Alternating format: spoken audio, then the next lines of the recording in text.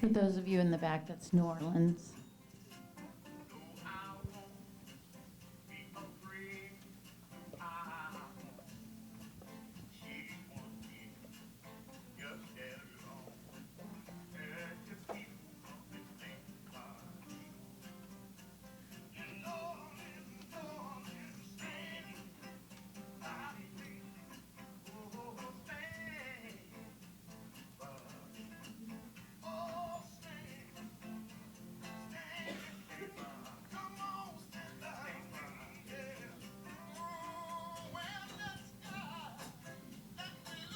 Amsterdam, Netherlands.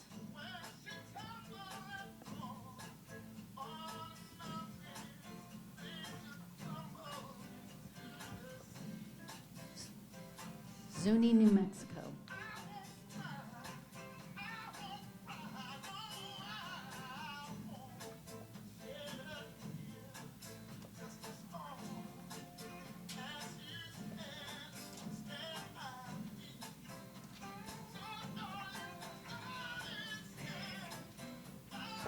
Toulouse, France. Rio de Janeiro, Brazil. Moscow, Russia.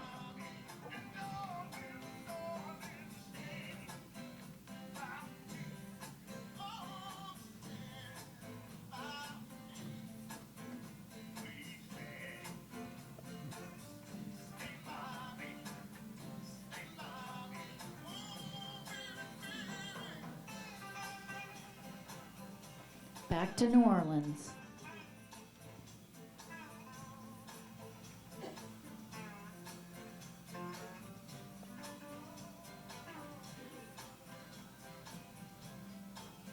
Caracas, Venezuela.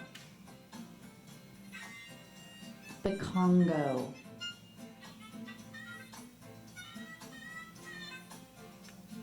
South Africa. I'm not even going to try and say that. Barcelona, Spain.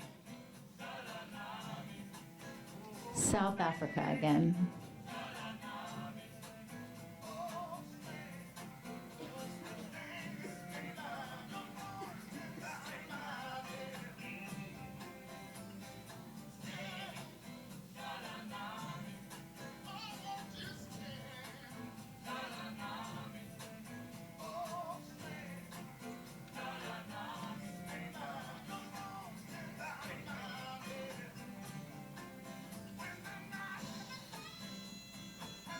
Pisa, Italy.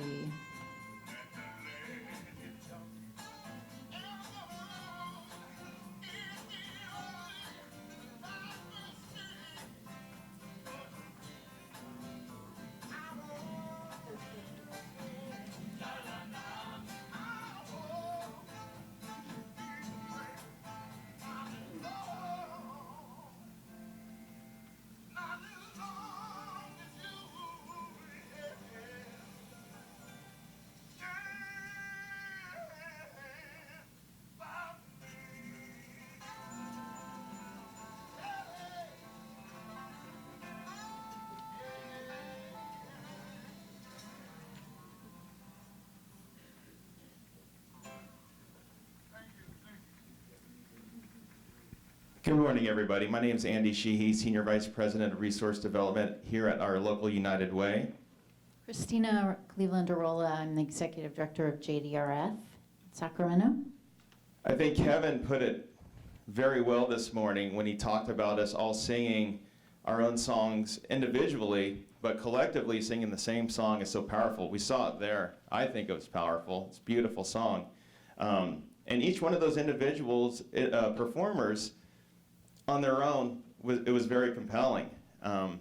But overall, when they join forces, it makes for a very powerful statement. That's what we aim to do at May 6th. So just doing it on your own, just singing that song on your own, isn't quite as powerful. And one way to demonstrate that is Christina has offered to sing her own rendition of Stand By Me.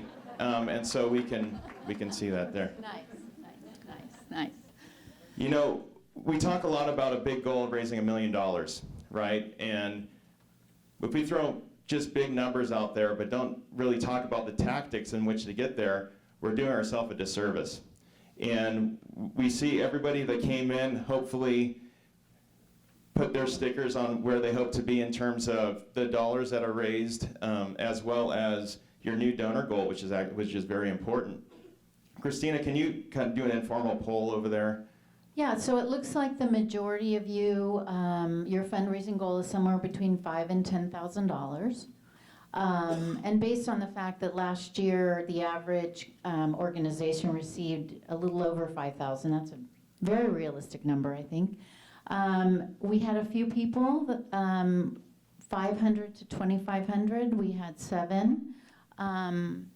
For 2,500 to 5,000, we had about 27. And then the next closest, number 2 in our survey was 10,000 to 20,000. We had a few 20,000 to 50,000, 8, and 16 who want to raise 50 to 100,000 plus. And we'd all love to raise 50,000 to 100,000 plus. But I think we all need to make sure that we are starting where we are as an organization. So wherever you're starting, your goals should be in line with that, not in line with another organization. It shouldn't be compared to another organization. You need to find where you are, and then you can set the goals for where you want to be. So Christina, can you go over kind of the overarching goals we're talking about? We talk about $1 million. We've gotten that point. So your fundraising goal will tie into that raising $1 million, and we can't do it without each and every one of you using the tools, getting the word out, getting excited. You know, I think the most important thing is to get people excited about this. How can you get your board excited so they'll be excited when they're talking to other people? We want this to generate so much energy that our goals are easily reached. We want to engage 5,000 donors overall, but your donor engagement goal is something that you have to set based on the number of donors you currently have, and the number of donors that you want to obtain from this particular day. With 30% of them being new donors, that's a very important piece of this. We keep going back to as nonprofits, we go back to the same people who fund, and we keep asking and asking.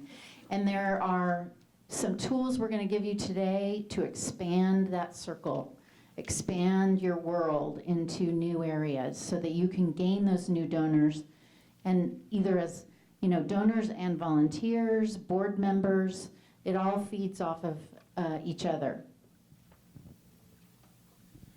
So where do we begin when we look at setting goals, right? And goals, we're gonna have multiple types of goals, but a big one, in order to reach $1 million, is monetary, right?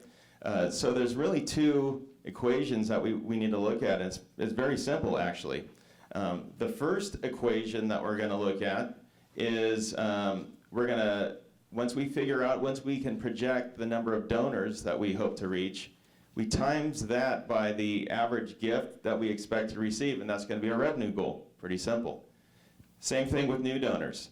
We're going to take the estimate of how many donors that we are going to reach, times that by the percentage of new donors that we think that we can obtain, and times it by the average gift. And we're going to see how much new revenue that we're going to come in that day, which is really important. That's really cool, right? To see how much new money that we're going to receive, not just recommitting our current donors. And that's the power of the day. Andy, could you go over the sort of census on the number of new donors gained? So the bulk of our audience today has a goal of 25% to 50% new donors. So that's a lofty goal.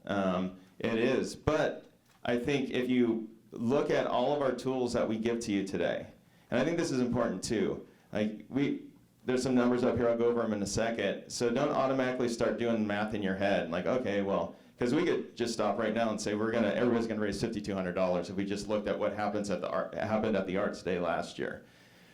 But you're going to be able to assess through the tools that you're going to be able to receive from our experts here where each individual organization will be at. So it may be realistic, depending on your reach as an organization, that you could increase, you can be higher than the average, and some may be lower, and that's okay. It's just being thoughtful about it and putting everything together that you've learned in order to come up with those numbers. So last year, the Arts Day of Giving, this is a good starting point to think about your goals, not necessarily to use these as numbers going forward for your plan that you're going to put together. So we can see from last year, the average gift was $117. The average raise per organization was a little over $5,200, and 28% were new donors. That's really cool. And so the interesting thing, though, the caveat to that, though, is if you look within the arts organizations, they're broken down between different subsets of arts organizations, and some fared better than others in these statistics here. So for instance, music organizations were the highest. So they averaged higher than the $5,200 per organization, and the average gift was higher as well. So what does that mean? It means that they have a different type of audience than some of the others. Not necessarily that they worked any differently, maybe some of them did, but you got to understand your organization, your mission, and how that's going to translate to the potential donor base that's out there. And Christina, do you know what United Way, what our mission is? I do not. Well, we really have 4 areas, and after and I'm really excited to announce the 4th. The first one is we focus on education. Second one is income. Third one is health, and we just last night added another one after doing this research. We now do music too. So we're going to really focus in on music education, especially for May 6th, so we can capitalize on this audience. No, I'm just kidding. Sure you are. So please look at your organization, and again, don't look at it right now. Don't think about it right now. Don't look at these goals right now. These are a good starting point for you, but at the end of the day, I'm hopeful that even if your goals remain the same, some of them are going to be different. You might reach for a little higher, feeling a little bit more confident with the tools you've been given. You might come down to a little bit sense of reality on some stuff and say, you know what? I still have a lofty goal, but maybe it's not quite so high. But make sure that you really are thoughtful about putting those goals together, particularly when we're talking financial. And when you look at your goals, and once you determine them, back to sort of audience development as well, you want to make sure that all of your staff you're very clear on what your goal is, and you're very clear on how you articulate that. So you all have the same message. It's short, it's sweet, it has a pretty picture, and you are all on the same page. So you don't have John going out and communicating a different goal than your board. So you want to make sure that there's that consistency within your organization this is one day where you can give it a really amazing push, but make sure that you're not spreading your goals in different directions so that it confuses the donors that you're trying to attract. One other part of the equation, I think that's very important, and we heard it earlier today, people don't, the fact that we go out and raise $1 million, which I'm confident that we're going to be able to exceed that goal as a coalition, it's really not that meaningful if we don't have a way to demonstrate what that money is going to actually do for the community. And so when you have your figure, when you're thinking about your figure, think about what that will, when you add those numbers up, what will it actually accomplish? So that's another part of your goal, is if you have a project or something that you're working on that you need funding for, that might be an interesting way to incorporate this into your goal to make it mission-centered. Because there's internal goals and there are external goals. Internally, we can talk about things like, well, we want to have new donors and the like. But when we express this out to the broader community, we want to tie it to a more mission-centered initiative. And all of you were asked in your giving profile to come up with your 4 top needs. It's so important when you're comprising your goals that you take those needs and translate them into something that is very tangible, something that that the donor can understand. I mean, a lot of us work in, very technical health businesses where we assume that everyone understands when we say certain terminology. But the fact of the matter is, you need to pretend that your donor knows nothing. You need to pretend that your donor is someone brand new. If we're attracting brand new donors, then we have to be able to message it and get them excited about your goals, but they can't be too complicated for them to understand. For instance, another organization I used to work for, we needed a new van for one of our crisis nurseries. We did a Facebook campaign for 2 weeks, never done it before, barely used social media. I'm sure some of you can relate to that. And in 2 weeks, we raised $10,000. That's the only outreach we did, was the Facebook. And so there is a power in identifying something concrete that people can get behind. Well, and I would suggest as well that one of the four has something to do with music as well, right? I think we come to that. So we talked earlier about the goals. Have you ever thought that maybe you need to go in a different line of work? Because I'm so corny, I guess. No, because you want to be in music so badly. Yeah. So we have some goals that we've talked about in terms of monetary goals, more practical goals that really benefit our organization on the financial front. But there's many different goals that we should have for the day that extends beyond just monetary goals. So some of our smaller organizations, being a part of this Day of Giving is an enormous goal that they set already. But there are other, besides monetary, building awareness for your organization, acquiring new volunteers as well as donors, building your database so that you have more people to reach out to the rest of the year. So there's all different ways you can look at this campaign, and I want to encourage you not to just look at the number to determine whether or not you're successful, because there are a lot of other factors. If you get 30 new donors and over the course of the next year they each give you $100,000, you will have a benefit just from bringing those donors in. They may not give you $100,000 on the day of, but we'll talk about later how to continue to engage those donors and what we're going to do post Day of Giving. But I think they need to get excited, and we need to make sure that whatever goal you set, it's measurable. So if you set, I want to add 50 people to our database, you need to measure where you are now. You need to have a staff person who is assigned that task. So you need to know who's going to do it. Because in our busy lives, it's so easy to say, oh yeah, we're going to do this, and then you get involved in 10 other things and you're flying 1,000,000 miles an hour, and you forget that it's the time and preparation it's going to take to do the measurement of your goals. And that's very important, because you can't figure out how much you gained if you don't know where you started. So that's the piece of someone needs to own it.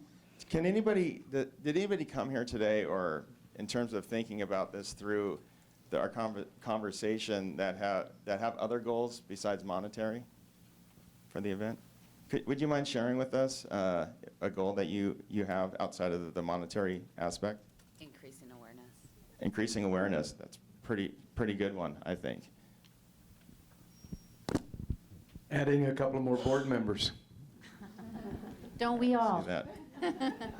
Hopefully some diversity after seeing the pie chart. Yes, and we are not a fundraising organization, and I really look at this as the beginnings for our organization to start a fundraising component. That's a very good example. That's great. Of starting where you are. You don't have those fundraising components. So for you, attracting attention, sharing your mission, getting new people involved, that's an awesome goal to have for a year. To partner with United Way on music. Deal. Very nice. Love it. So is everybody social media? You guys have a ton of Facebook followers. You probably not, right? So that I think this is a great tool to not just boost your presence in social media, and you're going to get a lot of really great information on that. We have a couple of folks going to give a presentation they're going to give you a lot of tools, especially if you're kind of new to it. It's going to help you launch it, but it's also a way to help build that institutional capacity going forward as well, right? So there could be a goal there too. But we talked about goals, and those are all good goals, but as Christina mentioned, they really need to be measurable. So increasing awareness. How are you going to measure that? What staff member is going to own that? Because we need to report out to the community how we fared in achieving those goals as well. Is it, more people hitting your website post the event, or is it more phone calls to your organization? How are you going to track whether you were successful in that particular goal that you set? So, it seems like, oh, no problem, it'll be easy, but you do need to put the steps in place in advance, as Kim said, in order to make this the most effective campaign for yourself that you can. And everybody's going to have different goals, right? We talked about that. Some organizations are going to have loftier goals in terms of new donor participation or overall fundraising goals. But I would submit to you that all of us should have, two of our goals should be the same. First goal is we're going to raise $1 million as a group. Everybody should have that goal. Second goal is that we're not looking at May 6th as the end of a great day. It's the launch of a new era of collaboration for the regional nonprofit community. And we need to keep that going all throughout the year. And I think May 6th is a great way to start that. And it's also the power of changing the world, and that's really the message. And that's what's going to get people excited. You can change Sacramento on this one day. And it's so vitally important that, like I said, they get excited. They understand clearly what you're trying to say, what you're trying to accomplish, and that we all collaborate together. Each one of us needs other people. There's more strength in numbers than there is in us standing alone. And I'm sure you're very overwhelmed already because you have so much new material that's going to be coming your way. But I think if you break it down into baby steps, if you say, okay, I'm going to take this piece and that piece, and I'm not going to focus on some other pieces that are, I don't have the bandwidth, I don't have the staff, I don't have the resources. So I think it's really important when you set your goals to also consider your staffing, your resources, and what you have in-house. You may need to get a volunteer to do some social media stuff for you. Maybe get a high school student or a college student to come in and work their magic. Because if you're like us, we have only in the last year begun really hitting social media hard. And this is an online campaign. So if you don't have donors who are online, you need to think about how can you get them to the place where they can donate online for that day. And one really good suggestion, back to what Kim was saying about first class mail, if you can send out one mailer that will tell them, here's where you need to go on this one day, borrow someone's computer, have your friend do it for you, whatever the case may be, that's one of your audiences, and you need to figure out a way to reach them. And direct mail is their preferred communication a lot of times. So that's just one creative way to sort of bring it all to the online space. That's right. Does anybody have any questions about what we went over today? Yes. I don't have necessarily, but I was just wondering, last year when you did this, I would like to know from the other organizations, did it actually increase your total donations for the whole year, or did the people who donated donated to you on that day stop donating on a regular basis like many of our people do? Priscilla? That's a great question, but that's going to Priscilla? be covered later on. And we're going to get Oh, a lot okay. of great information. I think it's going to be really exciting for you guys to hear later on how that has worked because, and I think it's what you put into it, right? I mean, I think part of it is this planning process, and you have a lot of great tools in terms of the outline of benchmarks and the like between your 8-week plan. Is putting that planning in place, setting those goals, and one of which is going to be the after the fact, what you're going to do with the information that you have and those new donors that you acquire to see how you implement that to get more out of it than just what you have on the 6th. So you're going to hear some great example, or one really fabulous example of that for sure. And it's really important that you understand that follow-up, follow-up, follow-up. I mean, we live in that world. You know, we have to call someone 10 times to get a sponsorship, or 20 times, or for a year. We all know what that's like to have to chase the money. This is a day where the community is going to come together. You have access to all these amazing donors, and it is vitally important that you use that as a stepping stone and a platform for the rest of the year. Don't let it be the end of your hard work. Let it be the beginning.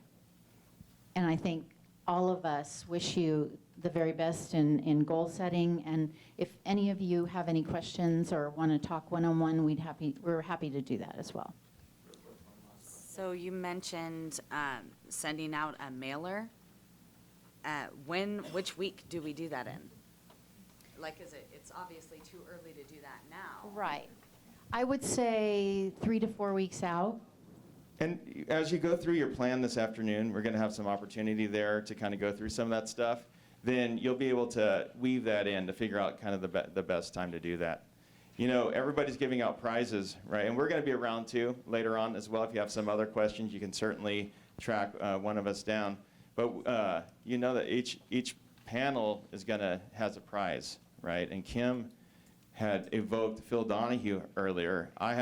Personally, I'm a fan of another talk show host. So you get a new car, you get a new car, you get a new car. Nobody else gets a new car.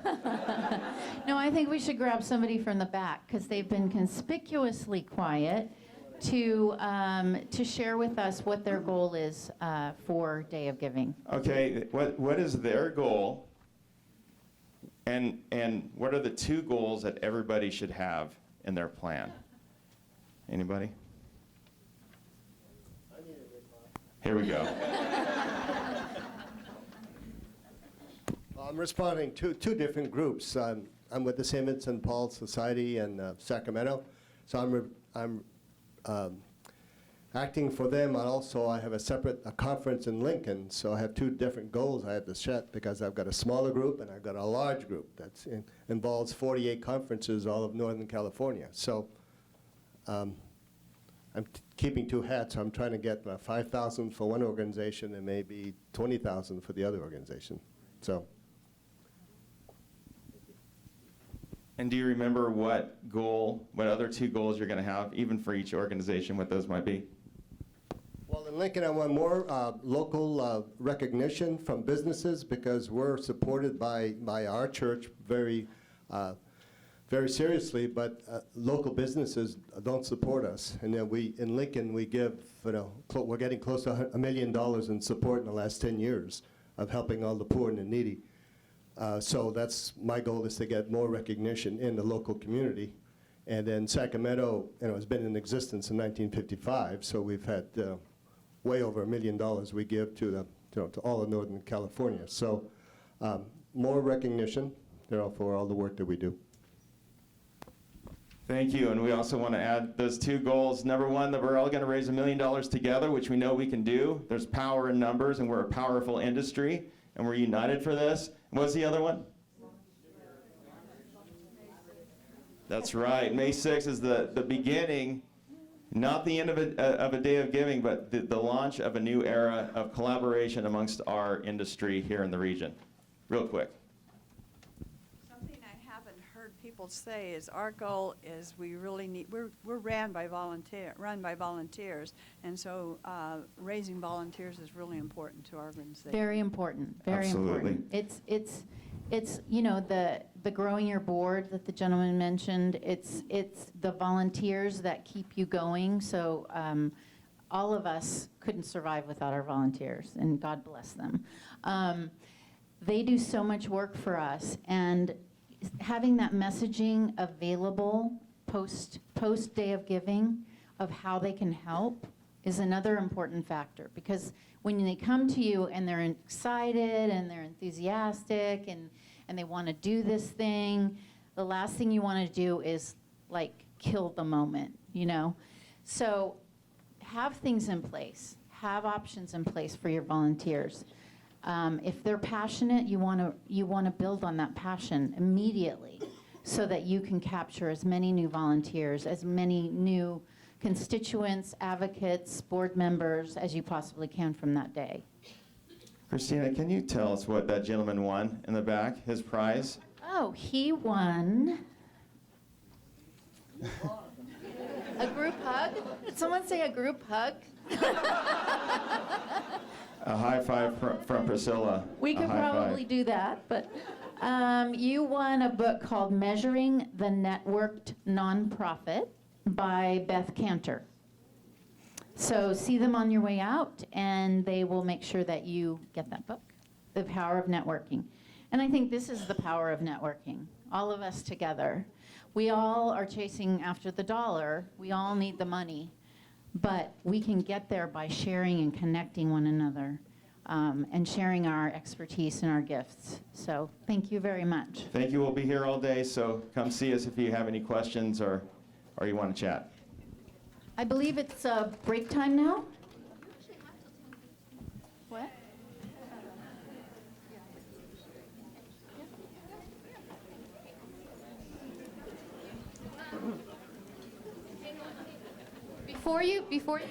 Before you take off, can you hear me? Sorry. I just wanted to go through the rest of the agenda so you have an idea of what's to come. And so we're going to start our break a little early, I guess. And the next piece is on maximizing your communication tools. And so the way we set this up, actually I'm kind of glad we ended a little early, was that, you know, we wanted to talk about identifying your audience, to hone in on your messaging, then to move into setting your financial goals. And the next panel is going to talk about the wide array of communication tools that you have. And again, you know, depending on your audience, you're not going to do everything. You're going to pick the medium that works the best. You know, in as much as we know we're saying this is an online campaign, we want to see you visible there, we don't want you to narrow yourself to just that as well, because certain audiences may have a hard time with that. And we want to help you to get them there, but we also don't want you to forget about the rest of the communication tools available. So we're going to go through that. Then we'll go over and unveil the nonprofit toolkit. So you'll get to see what's available for you to use, messaging, sample content for emails, the social media graphics, et cetera. You're going to gather lunch in a very short time frame. We're going to have a working lunch, and we apologize, but as we said, there's so much to cover. I kind of felt after Andy and Christina's presentation, who did a fabulous job, I feel like this is our arena, you know, on May 6th. We're kind of building our own arena for the nonprofit community. And in the working lunch, we'll dive deeper with social media. Louis and Jessica represent that generation that live in that space, and they'll have a lot of fun with it, and hopefully you will too. And then that'll be followed by a panel on donor engagement. And then lastly, when you develop and execute your plan, you will break up into small working groups. Okay, so hopefully you're all thinking about this plan as you're listening to this, taking notes. You will break up into small working groups. We've got 2 breakout rooms upstairs and 1 down here. We'll direct you with that. And they're color-coded, so you'll have a sticker, a color sticker on your name tag. We'll take a break, and then we're going to come back, and you're going to get on-the-spot coaching. So during that breakout session, you're going to feel like, gosh, I'm having a real hard time with setting my goals, or I'm having a real hard time deciding what my communication tools will be. So we'll take a random poll, and then you'll get on-the-spot coaching depending upon what was hard for you. And then we'll come back, and hopefully several of you will be able to share your campaign with us. Okay, is that clear? All right, so break for 15 minutes and come back. We're really way ahead of schedule. Let's say try to shoot to be in here by 10:15. Thank you so much.